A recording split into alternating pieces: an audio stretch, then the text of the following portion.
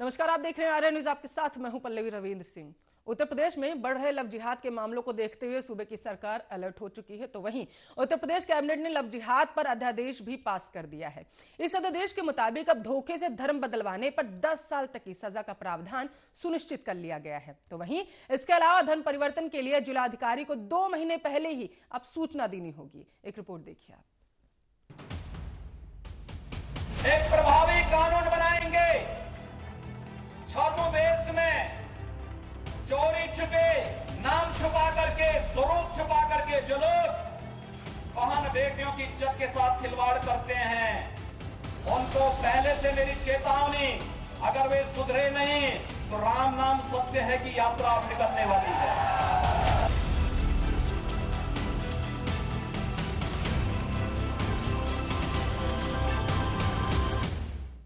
Uttar Pradesh cabinet ने love जिहाद पर अध्यादेश पास कर दिया है। मंगलवार को हुई कैबिनेट की बैठक में अध्यादेश पास किया गया। बता दें कि उत्तर प्रदेश सरकार ने ऐलान किया था कि हम लव जिहाद पर नया कानून बनाएंगे ताकि लालच, दबाव, धमकी या शादी का झांसा देकर शादी की घटनाओं को रोका जा सके। योगी सरकार के मंत्री मोहसिन रजा ने बीते दिनों कहा था कि यूपी में अब ये नहीं चलेगा कि मिशन की तरह लड़कियों को बहला फुसलाकर धर्म परिवर्तन कराया जाए। ये उन जिहादियों के लिए कड़ा संदेश है जो इसकी आड़ में धर्म परिवर्तन करवा रहे हैं। ऐसे लोगों को जेल में डालने की पूरी तैयारी है। लव जिहाद के खिलाफ कानून बनाने की बात सबसे पहले सीएम योगी ने यूपी के देवरिया में एक चुनावी रैली को संबोधित करते हुए कही थी। उन्होंने कहा था कि जैसा कि इलाहाबाद हाईकोर्ट ने अपने एक फैसले में साफ कहा है कि महज शादी करने के लिए किया गया धर्म परिवर्तन अवैध होगा। सीएम योगी ने कहा कि प्रदेश सरकार इस बाबत सख्त प्रावधान वाला कानून लाएगी और फिर ऐसी हरकत करने वालों का राम नाम सत्य ही होगा। उनके इस ऐलान के साथ ही बीजेपी शासित अन्य राज्यों में भी लव जिहाद के खिलाफ कानून बनाने की मांग उठने लगी। मध्य प्रदेश ने भी लव जिहाद को लेकर बिल लाने की बात कही। प्रदेश के गृह मंत्री नरोत्तम मिश्रा ने कहा कि अगले विधानसभा सत्र में लव जिहाद को लेकर विधेयक लाया जा रहा है। लव जिहाद पर 5 साल कारावास की सजा का प्रावधान रहेगा। वहीं हरियाणा के गृह मंत्री अनिल विज ने भी कहा कि वे भी प्रदेश में लव जिहाद रोकने के लिए कानून लाएंगे। हाल ही में केंद्रीय मंत्री गिरिराज सिंह ने बिहार में भी ऐसा कानून बनाने की मांग की थी। हालांकि जेडीयू ने इससे किनारा किया।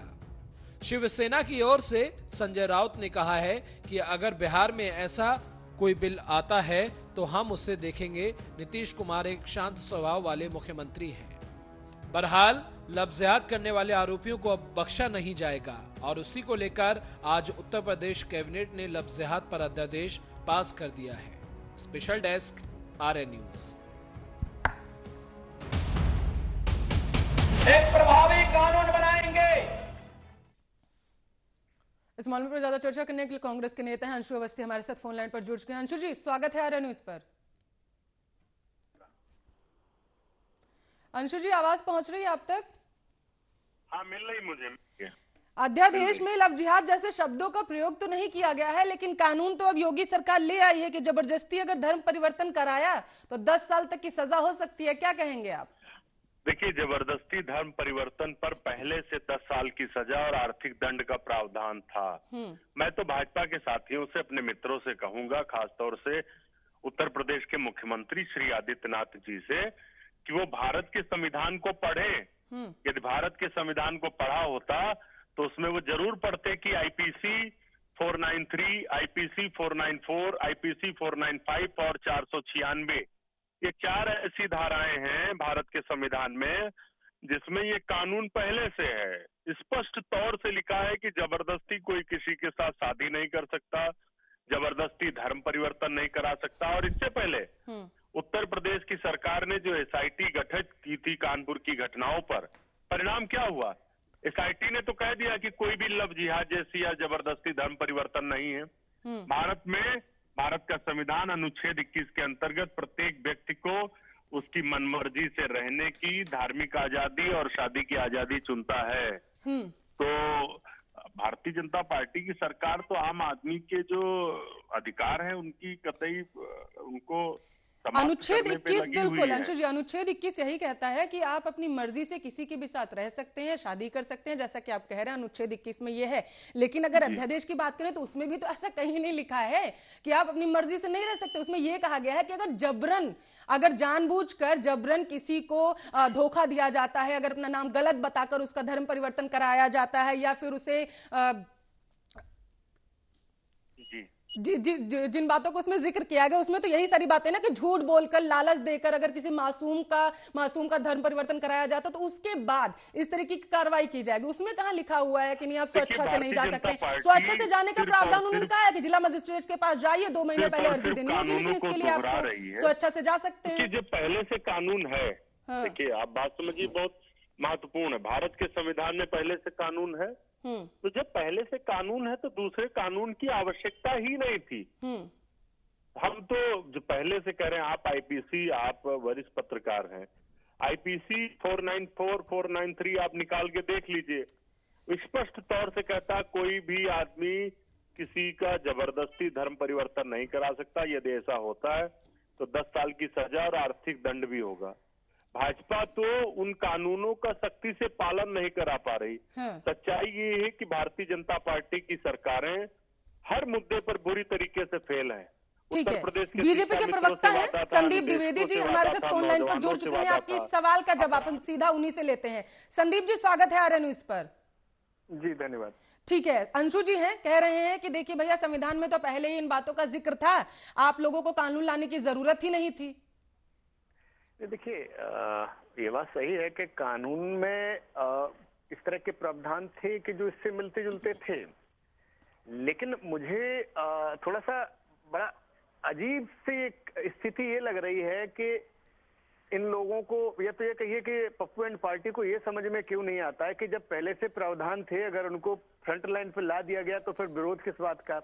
दूसरी चीज, इसमें किसी धर्म विशेष की बात तो की नहीं गई है कि भाई मुस्लिम लव जिहाद करते हैं, क्रिश्चियन जिहाद करते हैं, हिंदू करते हैं। इसमें तो सभी की बात की गई है कि कोई भी लव जिहाद करेगा, कोई भी धर्म अपना छिपा के अगर किसी तरीके से प्रेम प्रसंग करता है और बाद में किसी तरह की जबरदस्ती करता है तो उसके लिए प्रावधान है। अब इसमें ये विरोध किस चीज का कर रहे हैं, समझने वाली बात है। दूसरी चीज, आप कहते हैं कि इसमें राइट्स हैं, तो इस कानून के आने के बाद कौन सा राइट डिसओबे हो गया? भाई, SC/ST एक्ट को लेके प्रावधान आया था कि अगर SC/ST अपनी जमीन बेचना चाह रहा है तो वो DM की परमिशन के बगैर जमीन नहीं बेच सकता। अब कौन से आर्टिकल का उल्लंघन हो गया था? इन्हें देखिए है क्या कि दरअसल ये लोग हो रहे हैं बेनकाब, ये कट्टरपंथियों और कठमुल्लों की उंगलियों पर नाचने वाले लोग।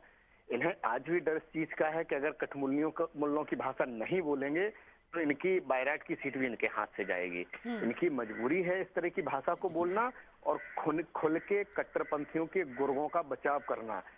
जो लव जिहाद करते हैं, मैं खुल के कहूंगा कि ठीक है अंशु जी, बदनाम करते हैं। अब जब आ ही चुका है कानून तो विरोध किस चीज का? नहीं, हमने फिर से कहा कि अगर कानून ना होता, कानून की आवश्यकता, भारत का संविधान सबसे बड़ा है, लचीला है। दरअसल भाजपा के लोग जो अंग्रेजों के ये पिट्ठू हैं, ये भारत के ना तो संविधान को मानते हैं, ना भारतीय जो व्यवस्था है उनको मानते हैं। ये पूरी तरीके से भारत के संविधान को अपमानित और बदलने पर लगे हुए हैं। ठीक है। तो आज भारतीय जनता पार्टी का चरित्र बेनकाब हुआ है। सरकार का काम है लोगों को रोजगार देना, सुशासन रखना। आज उत्तर प्रदेश में बुरी तरीके से अपराध बढ़ा हुआ, महिलाओं के साथ अत्याचार हो रहा। दूसरा, इससे ये कहते हैं कि महिलाओं का सम्मान बढ़ेगा, बीजेपी के नेता कहते हैं। निर्भया फंड जो कांग्रेस ने गठन किया था, उत्तर प्रदेश की सरकार अपने अलॉटमेंट का 4% भी खर्चा नहीं कर पाई। तो ये फेंकू पार्टी है, ये झूठ बोलते दिन रात, ये अंग्रेजों के चमचे हैं। ठीक है संदीप द्विवेदी जी, जातीय राजनीति तो आपने इस अध्यादेश में भी खेलने की जो है वो कोशिश कहीं ना कहीं कर दी है, क्योंकि अगर नॉर्मल धर्म परिवर्तन जो अध्यादेश में कहा गया है कि अगर किया जाता है तो 15,000 रुपए का जुर्माना और 1 से 5 साल तक की सजा जो है वो आरोपी को हो सकती है। वहीं अगर ST/ST समुदाय की नाबालिग बालिकाओं के साथ अगर इस तरीके की जो घटनाएं हैं वो घटती हैं तो 25,000 रुपए का जुर्माना और 3 से 10 साल तक की सजा हो सकती है। तो जातीय जो राजनीति है वो बीजेपी ने भी तो यहाँ पर खेलने की कोशिश कर दी। एक तरफ कानून ले आए देश की जनता को ये दिखाने के लिए कि देखिए हम देश में लव जिहाद जैसे कानूनों को, खास करके उत्तर प्रदेश में जिस तरीके से लव जिहाद बढ़ रहा था उसको कंट्रोल करने की कोशिश करेंगे, और दूसरी तरफ वोट बैंक की राजनीति भी खेल दी। नहीं, देखिए, मुझे नहीं लगता कि इसमें किसी भी तरह की वोट बैंक की राजनीति है। देखिए, राज्य सरकार के अपने अधिकार होते हैं और वो कहीं ना कहीं जो उसके नेटवर्क होते हैं उनके फीडबैक के हिसाब से कानून बनाने का काम करती है। ऐसा नहीं कि कोई रातों रात विधेयक पास हो जाए कि सुप्रीम कोर्ट ने कह दिया कि साहिबानों को मुआवजा मिलना चाहिए, नहीं मिलेगा, ट्रिपल तलाक जायज है क्योंकि कठमुल्ले कहते हैं। तो इसलिए मुझे नहीं लगता कि इसमें किसी भी तरह का कोई जाति रंग देने की कोशिश की गई है। बाकी एओ ह्यूम जो कांग्रेस के फाउंडर रहे हैं, उनसे लेकर और सोनिया गांधी जैसे अंग्रेजों की गुलामी करने वाले लोग भाजपा के लोगों को कहें कि अंग्रेजों की गुलामी करते हैं, तो मुझे लगता है कि चुल्लू भर पानी में डूबने के अलावा इनके पास कोई विकल्प नहीं है। जिस दिन सोनिया गांधी और एओ ह्यूम की गुलामी करना बंद कर दो, उस दिन आके कहना कि भाजपा के लोग अंग्रेजों की गुलामी करते हैं। आज भी नेहरू से लेकर और सोनिया तक अंग्रेजों के इशारों पर नाचते रहे हैं। और मैं क्लियर कट कहूंगा कि 1947 में ये दो स्वतंत्र नहीं हुआ था, सिर्फ गोरे अंग्रेजों की जगह उनके काले चमचे बिठा दिए गए थे। संदीप जी, मेरा सवाल आपसे ये था कि अगर अध्यादेश आया है, अगर कानून आया है, तो उसके नियम अलग अलग क्यों हैं? देखिए, मैं फिर कहूंगा, नियम अलग अलग तो ऑब्वियसली कहीं ना कहीं संवैधानिक प्रावधान है, सरकार के अपने जो पैरामीटर्स तो होते हैं संविधान उनके का बेस पर हवाला तो बनाती है। कांग्रेस भी दे रही है, वो भी तो वही कह रही है कि जब पहले से था तो लाने की जरूरत ही क्या थी। अंशु जी, 2 महीने पहले मजिस्ट्रेट को, डीएम को नोटिस देना होगा अगर आप स्वेच्छा से भी अपना धर्म परिवर्तन करना चाहते हैं तो। क्या आपको लगता है कहीं ना कहीं जो आपसी जिंदगी है लोगों की, उस पर भी कंट्रोल करने की बीजेपी यहाँ पर कोशिश कर रही है? क्योंकि स्वेच्छा से भी अगर आप करना चाहते हैं तब भी आपको 2 महीने का इंतजार करना पड़ेगा। कहीं ना कहीं डीएम ऑर्डर देगा, उसके बाद ही आप अपना धर्म परिवर्तन कर सकते हैं। पहले से जो आईपीसी है उसमें भी जिलाधिकारी से परमिशन चाहिए होता है और उसमें भी 1 महीने का समय मिलता था। इन्होंने उसको बढ़ाकर 2 महीने किया है। सवाल ये है कि कानपुर की जो 14 घटनाएं थी जिसको लेकर यूपी एसआईटी, गवर्नमेंट ने एसआईटी का गठन किया, उसका परिणाम क्या आया? वो तो शून्य हो गया। तो भारतीय जनता पार्टी के लोग ये भूल जाते हैं कि वो पंडित जवाहरलाल नेहरू, जिनके बारे में ना तो इनकी समझ है ना ये जानकारी है, उन्हीं की कैबिनेट में बाहर से आए कांग्रेस, इनके जो महागुरु हैं, इन संस्थापक श्यामा प्रसाद मुखर्जी, वो भी उनकी कैबिनेट का हिस्सा थे। तो कुछ भी बोलने से पहले ये समझ ले। इसीलिए कह रहा हूं कि भाजपा का भी इतिहास पढ़िए, जनसंघ का पढ़िए और कांग्रेस का पढ़िए, नेहरू का भी पढ़िए, तब आलोचना करिए। आलोचना करना बुरी बात नहीं होती, लेकिन जानकारी होनी चाहिए आलोचना की। बिल्कुल सही कहा आपने, आलोचना करना बुरी बात नहीं होती है, जानकारी होनी चाहिए। और थोड़ी सी जानकारी आप भी ले लेते कि अध्यादेश में क्या आया है और अनुच्छेद जिसका बार बार हवाला दे रहे हैं 21 और 14 का, उसमें आखिर क्या है। बहुत बहुत शुक्रिया। कांग्रेस के नेता अंशु अवस्थी हमारे साथ जुड़े हुए थे। संदीप द्विवेदी बीजेपी के प्रवक्ता लगातार हमारे साथ जुड़े हुए हैं। संदीप जी, विपक्ष लगातार ये आरोप लगा रहा है, अनुच्छेद 14 और 21 का हवाला दे रहा है कि 14 और 21 में स्वेच्छा से अपना जीवन यापन आप किसी के साथ भी कर सकते थे और उसका कहीं ना कहीं बीजेपी जो है वो हनन कर रही है। संविधान में विश्वास नहीं है, ऐसा आरोप है विपक्ष का।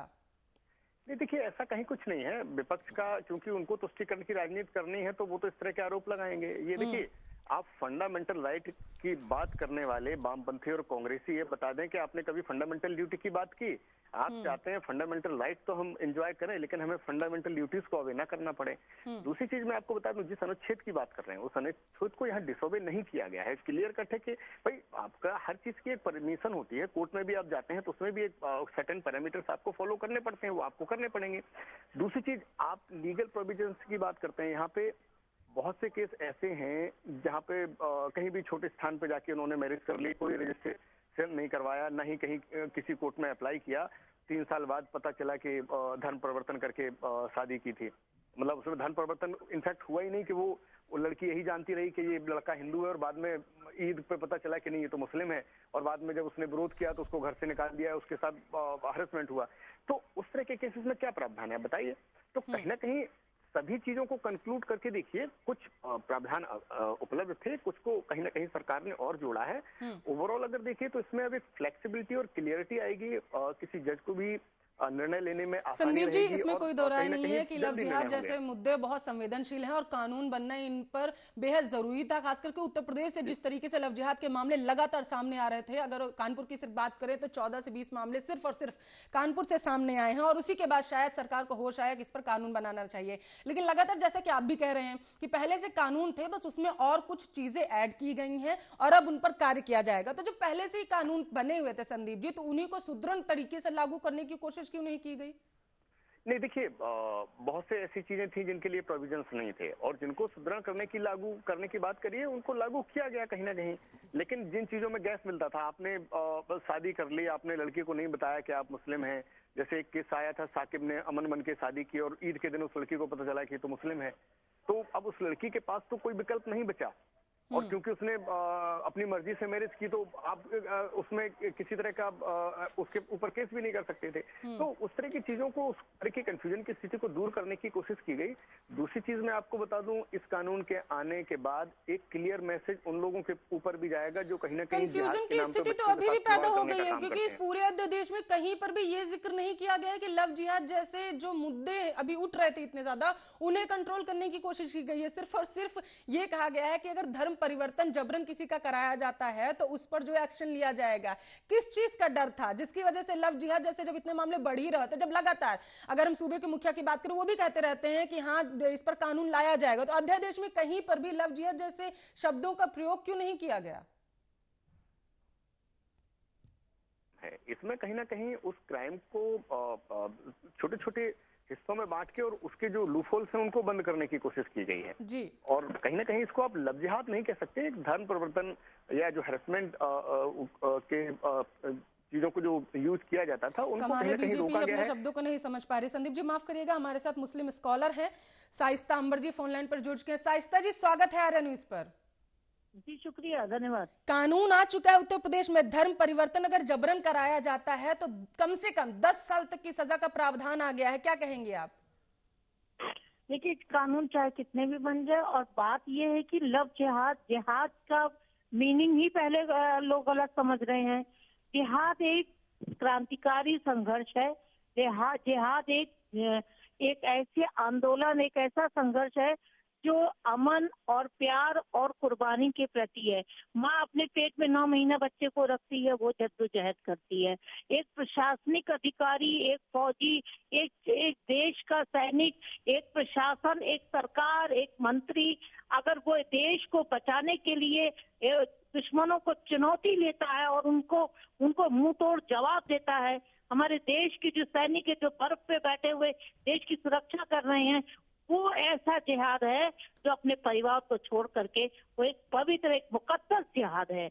आप जिहाद की मीनिंग समझिए। और दूसरे ये कि जो ईमानदारी से मेहनत से कमा रहा है, अपने परिवार की जीविका चला रहा है, वो जिहाद है। जिहाद का ये मतलब नहीं कि छिछोरापन और अपना धर्म छुपा करके या जबरन धर्म परिवर्तन करके शादी करे, ये तो धोखाधड़ी है, झूठ है, धोखा है। इसके लिए तो बहुत सारी 420 की धाराएं हैं। आप कैसे धर्म परिवर्तन कर सकते हैं जबरन अपना धर्म छुपा के? इसके लिए बहुत सारे कानून है।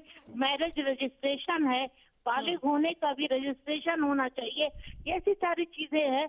ये जिहाद लफ्ज का जो मीनिंग, जैसे अंग्रेजों ने क्या किया था कि सुभाष चंद्र बोस, भगत सिंह, चंद्रशेखर आजाद को उन्हीं ने अपने नजरिए से बागी और आतंकवादी बता दिया, जबकि वो हमारे देश के महान क्रांतिकारी थे।